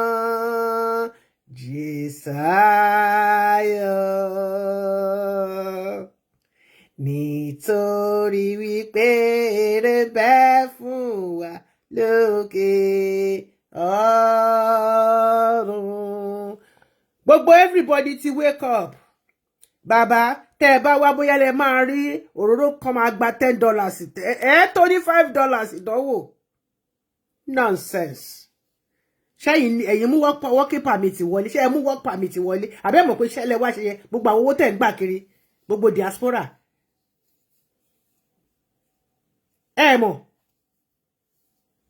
ẹ tẹ̀dí mọ́ Amẹ́ríkà ń bẹ̀ ẹ lọ ẹ padà wá àwọn tí ò bá ti ẹ wá máa tọ̀ kiri ẹ máa pawó ṣe sanwó fún ṣe san tax lórí owó tẹ wá ń kó l'Amẹ́ríkà abẹ́sọ̀ yìí tẹ wá ń kó ní Belgium abẹ́sọ̀ yìí tẹ lọ́ ń kó ní Amsterdam abẹ́sọ̀ yìí tẹ ń kó ní Paris. Kakai àbí tí UK lẹ̀ ń kó wọ́n jẹ́ kú ti fún dìmú wọ́n ti fún dìmú yín pátápátá ń bẹ̀ yẹn. Àwọn ọmọ mi dáadáa àwọn èèyàn mi wọ́n ti ṣe kọnátìtì fún yín ìtorí ẹ̀lẹ́ pásítọ̀ yìí ti fẹ́ máa talẹ̀ a máa gbé yẹn wá láàárọ̀ ọ̀la lọ́sàn-án ọ̀la òfúfó yẹn wù mí ṣe ṣe I love you with all my teeth ẹ bá mi share ẹ̀ wọ́n ti pé Ìgbòho Òòṣà wọnú ìmẹ̀kọ gbogbo ẹ̀ la máa sọ yẹn lọ́la lórúkọ Jésù Kristi tí mo nífẹ̀ẹ́ jù tí mo nífẹ̀ẹ́ like anything Jésù fẹ́ mi mo mọ̀ bẹ́ẹ̀ bíbẹ́ ẹ̀fẹ̀ làwa ń ṣe ń bí o àwo kì í jà o àwo Bíbélì ló sọ fún mi tirẹ̀ làwọn ọmọdé wọn kò lágbára o.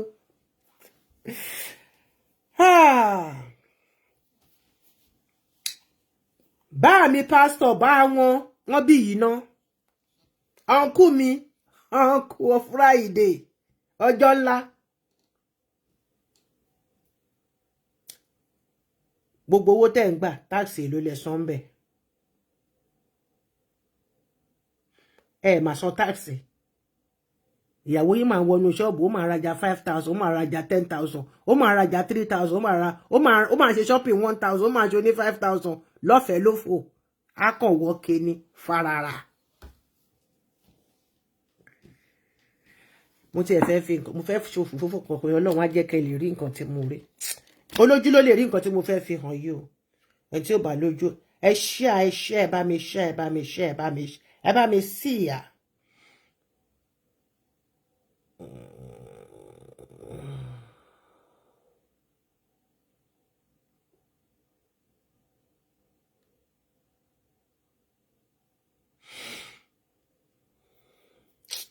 Mo ṣe family meeting ni mo ti ní kọ́ máa pè mí tó bá ti dalẹ̀ mọ́.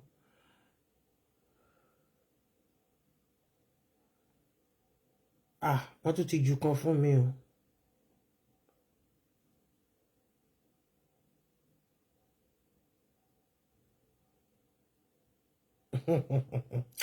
Ẹ jẹ́ kí n study yẹn náà. Ẹ mọ̀ pé tí n bá study nǹkan mi ò kì í fẹ́ sọ̀rọ̀ nípa ẹ̀. Tèmi yé mi. Àwa ò kì í ṣe àwọn journalist bí Àjàlá tó máa gbé fake photo káàkiri. Àwa ò kì í ṣe yẹn.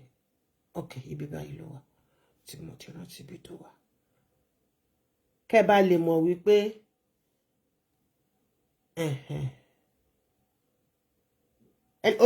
olójú ẹ̀mí ni kẹ́ fi wo olójú lásán ò lè rí o. ẹ lè fọwọ́ bọ́jú yín wálẹ̀ lẹ́ẹ̀mẹ́ta kẹ́ bá lè rí nǹkan tí mo fẹ́ fi hàn yín.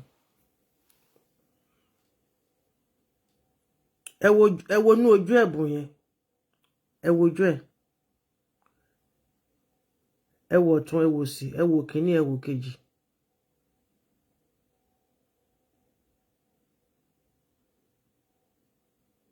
n tó lọ ti ọwọ́ ara ẹ̀ bọ̀ nìyẹn. ṣe rí dáadáa, ṣe rí inú ẹyin ojú ẹ̀, ṣe rí nǹkan kan bẹ̀. kó ba lè mọ̀ pé èmi gan fúnra mi ó gbóngẹ́ ni mí ọmọ, òun bọ̀ lẹ́yìn ìyá ni, èmi mú tèmi wá látọ̀run ni.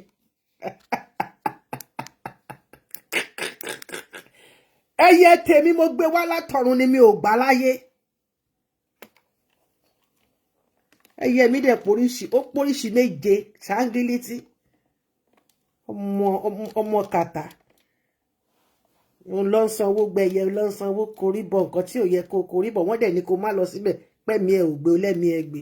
wà tó bá gbọ́ pàtì, sọ pé pàtì. So help me share. We thank Jehovah Almighty for this wonderful evening.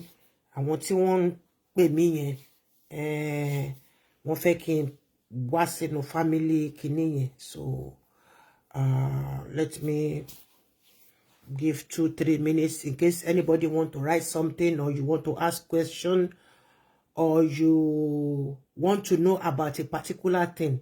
I just feel like being nice tonight. Ẹjọ́ ta ló mọ̀, ẹ tó bá mọ̀ ru perfume tí mo lò, màá fún lómi mu. Omi àlàáfíà ni o.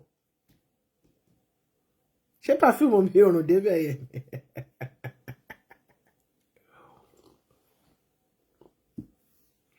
Ó ṣé bàbá mi. Ó ṣé bàbá mi, wọ́n náà àgbà yìí. Share. Please join my YouTube page. Subscribe, like, leave comments, and click on the bell. Please. And my cannot think me. My YouTube account is just there. And now that the Facebook, they are doing murmurings, we are moving slowly to YouTube. Then we'll be sharing here, or I can link, and then we go on this at the same time when all the channels are able to join together. I love you all with the love of Christ. I really appreciate all members of Metropolitan Parish. God bless you. My sincere appreciation goes to Patrick Mose, Victory at Large. God bless you. All that you are doing in the house of God, Jehovah Almighty will reward you in million folds with long life, resounding health. No woman or man born out of a woman, either through normal passage or via CS, shall have power over you. As we used to say in Celestial Church, the enemies of Celestial Church shall lick the doors. Your enemies, due to what you are doing, to chase away evil, to keep all the good things the Lord has done for every member of Metro Parish, to keep their investments intact, for their children's children to come. And some bastards who just want to come and reap where they did not sow. If they come to you to attack you in one way, they will be destroyed. they will be cut short. Their lives will be cut short. They will be cut to pieces, a million pieces. And I bless whoever that person might be. I bless that person with Psalm 109, 21 times. In Jesus' powerful name, I pray with thanksgiving. Amen. I bless each and every one of you. I thank you for having me.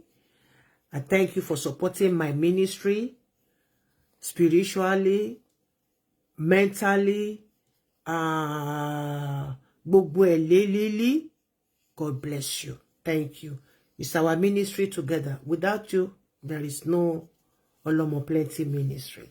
There is no Olomo Plenty family. Ẹkùn àgbò mi ni kò ní já. Gbogbo ìtẹ́rí tí wọ́n ń ṣe pẹ̀lú péjì mi. Ara wọn ni wọ́n ń ṣe. Ara wọn ni wọ́n ń ṣe. Ṣùgbọ́n ó dá mi lójú pé ẹlúùlù tó fàjò orí ara ẹ̀ ló máa fà sí. Òkúta bá sọ mọ́pẹ́ lọ́pẹ́ máa sọ mọ́ ni. Ẹni dèrú lérú tọ̀.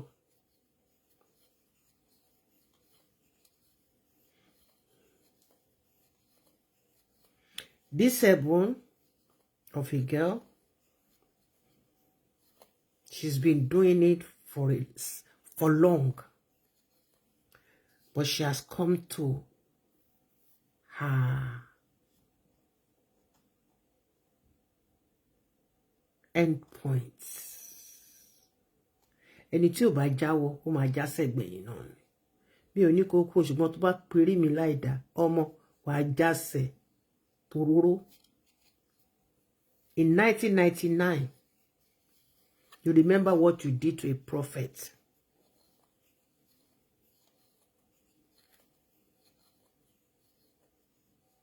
You remember what you did to that man. To bully man yẹn tó jẹ́ pé àfìgbà tí man yẹn kú tó lóyún fún.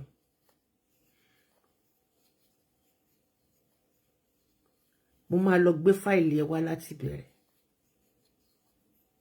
Pẹ̀lú gbogbo àwọn tó ti balẹ̀ ayé wọn jẹ́. Kàkà kó sàn lára àyà àjẹ́ òkòkò ló ń lé sí. You are an evil, a real Jezebel.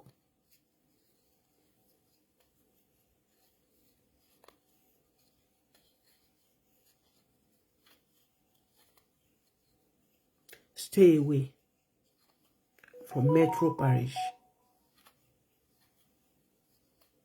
Stay away from Metro Parish. It has become my parish. Anytime I come around there, trust me, I'm coming to Texas. Be expecting me. God bless you. Harvest ọdún yìí.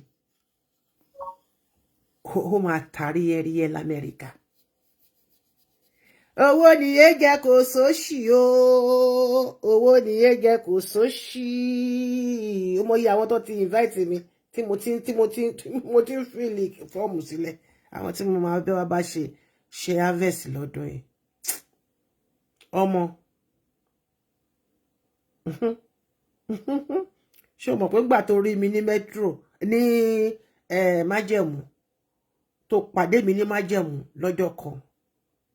Ṣé o mọ̀ pé ṣe ló bẹ́ jáde padà tó fi parí sáfíìsì àárí ẹ.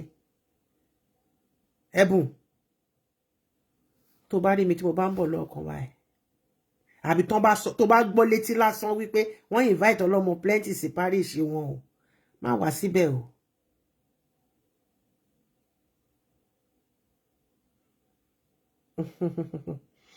I'm not in Nigeria. I'm not in Nigeria, sir. How are you? I'm not in Nigeria. I'm in diaspora. You want to come to my parish? God bless you. My parish is at Okedore. I'm not Jehovah. I'm not in Nigeria, sir. But my parish is at Idore. You live in London. God bless you. What is the name of your parish in London?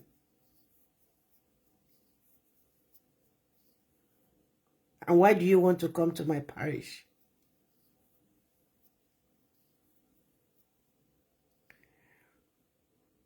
What is the name of your parish in London? And who is your shepherd?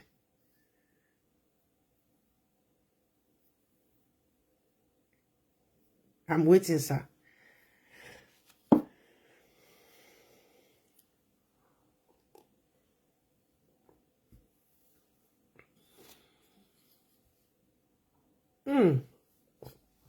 Okay.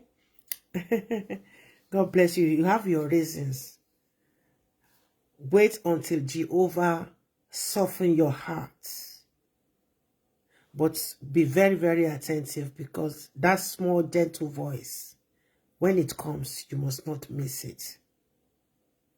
You have your reason for staying off parishes, off churches, to be it Pentecostal or something. But what I do normally is I go to other denominations, because you can't keep off completely. You understand? It's good to worship at home, but sometimes you need to, to mingle with brothers and sisters, to fellowship. Okay? God bless you. God bless you. Èmi ni ọmọ yín, ọ̀rẹ́ yín, àbúrò yín, olólùfẹ́ yín, Olúwatóyìn Ọbátọ́lá Darlington, aka Olomo Plenty, Lady Evangelist that has no frontier, TITUS of Celestia, Gbórí wọlé kò gba hama. May Jehovah Almighty bless us. Have mercy on His church. Let me even play what Baba Anjo. He was at a particular parish, and he said something. The video was very, very short. Where is it? Where did I put that video? The preaching was so short.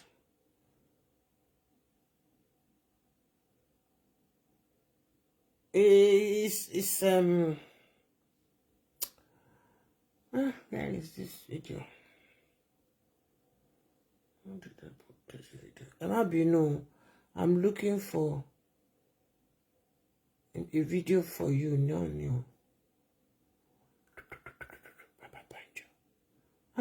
Video here, you're good, no. Okay.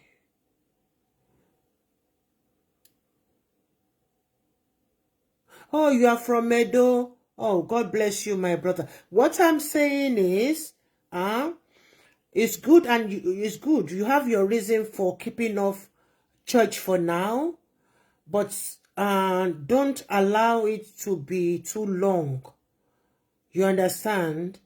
There must be reason for you to keep off church service or services for now. But please don't let it be too long. You don't need to keep off fellowshipping completely. No, you can go to what do you call it? You can go to another parish, another denomination. I do that. Yes, I do that, and I do that a lot. Anytime I don't feel like, so I move to, I visit other denomination like Redeem or Catholic. Yeah, I do visit Catholic. Yeah, I visit Catholic, and yeah. So let me play this audio for video for us all. Is Baba Banjo said, preaching, telling us something. At Ìtìjú Show Cathedral, Sabo, Lagos State. Listen. Pàápàá nínú ọdún yìí. Interpretation is coming.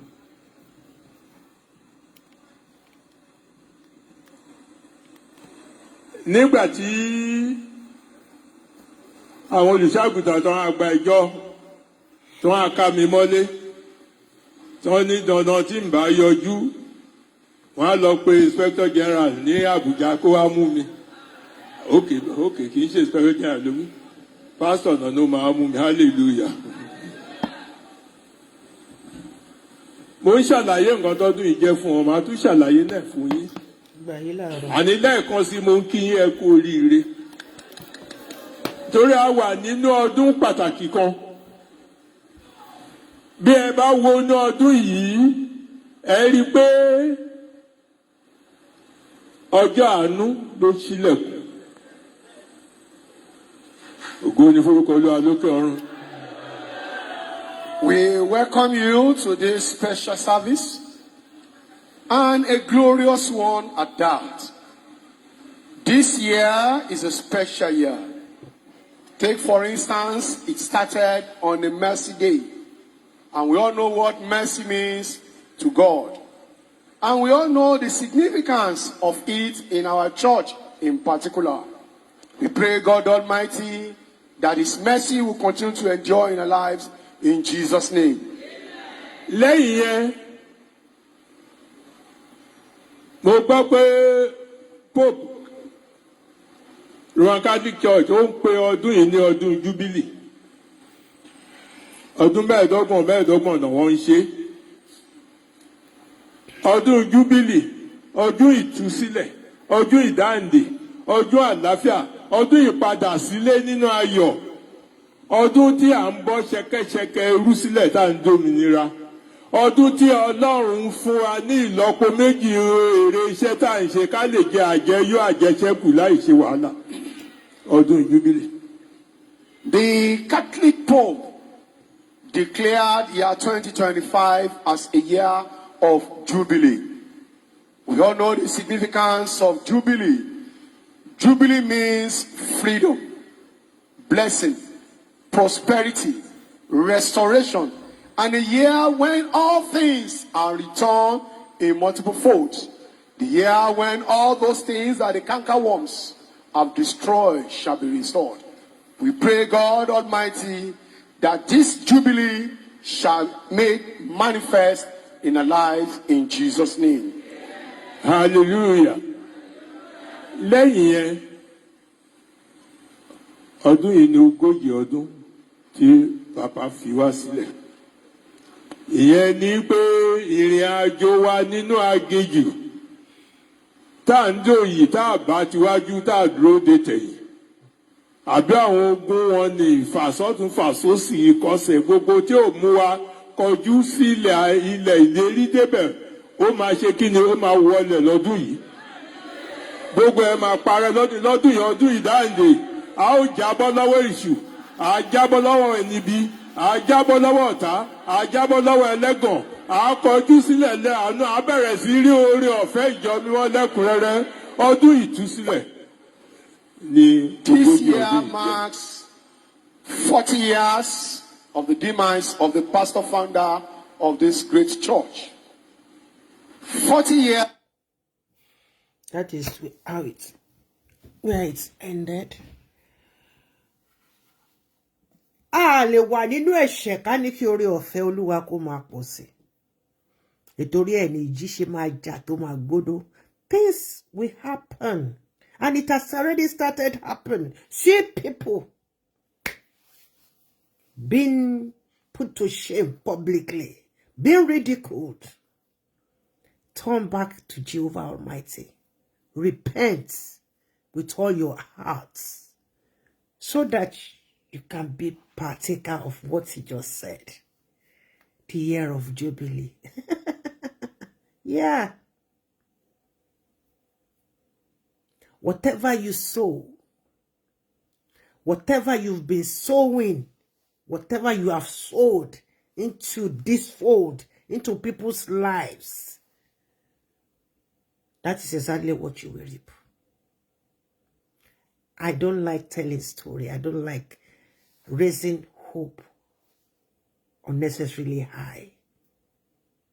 Let us repent so that we can enjoy what is called the grace of Jubilee after 40 years in the wilderness.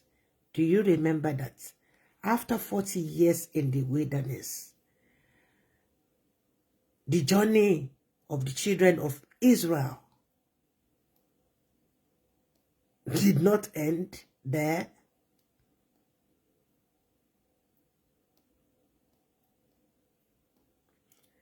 Surrender yourself to Jehovah Almighty.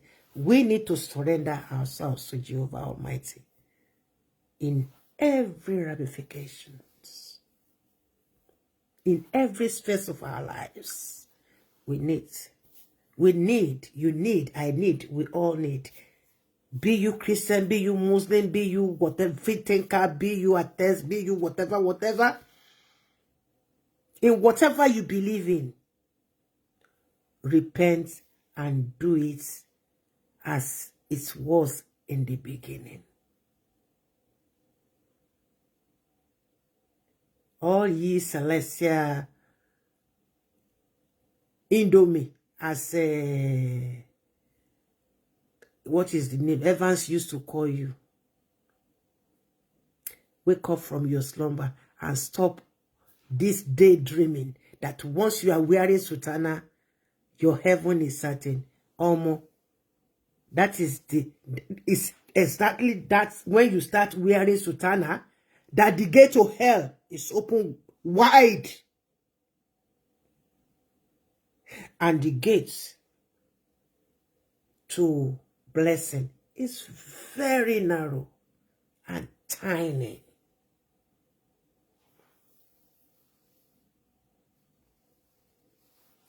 Let us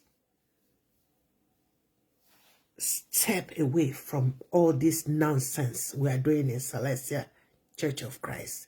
In our spiritual lives, for that matter, let me call it that way. Let us turn to God with a broken heart. And I'm sure He's a loving Father who doesn't want any of us to perish. Do you know that Jesus Christ still continues to suffer every day due to what we keep on doing? He suffers every day. You destroy people. You for example, now you, Ebu, you want to steal. You and your Olosho boy, Tosho Oshoffa, and the Baba Odukpite abi whatever, Adedopite abi Ade nonsense, and Balogun and Dacosta. You all gather yourself together to go and steal people's life savings for their great-grandchildren unborn. If you don't desist, you will die.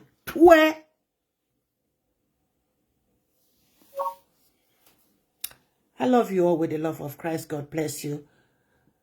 Thank you for joining me. And may Jehovah Almighty be praised. Hallelujah. Have a lovely and pleasant night. Think about this. Meditate on what we've learned here tonight. I'm sure you will surely gain some. You've gained something. And whatever that you've gained will remain with you permanently through Jesus Christ, our Lord and Savior. I love you all with the love of Christ. I remain your host, Oluwatoyin Bakla. Darling, today, plenty. Lady Evangelist that has no front here. Sleep well. Shalom. Hallelujah.